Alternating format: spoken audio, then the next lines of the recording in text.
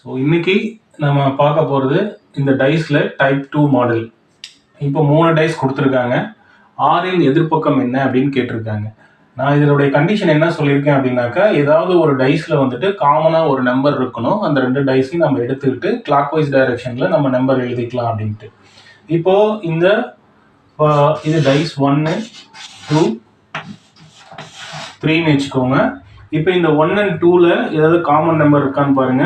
1 இருக்கு, அதே மாதிரி இங்க 4ம் இருக்கு. அப்ப 2 காமன் நம்பர் வந்தது அப்படின்னாக்கா இந்த 2 டைஸையும் நம்ம எடுத்துக்க கூடாது. அப்போ 3வது டைஸ்க்கு போங்க.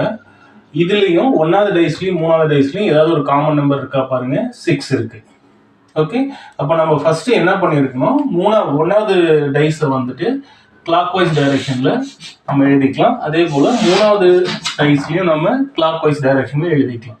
இப்போ ஃபர்ஸ்ட் 6, 4, 1, தேர்ட் டைஸ்ல 6, 3, 5. இப்போ அவங்க என்ன கேட்டிருக்காங்க, ஆரின் எதிர்பக்கம் என்னன்னு கேட்டிருக்காங்க. இப்போ 4ஓட எதிர்பக்கம் 3, 1ஓட எதிர்பக்கம் 5.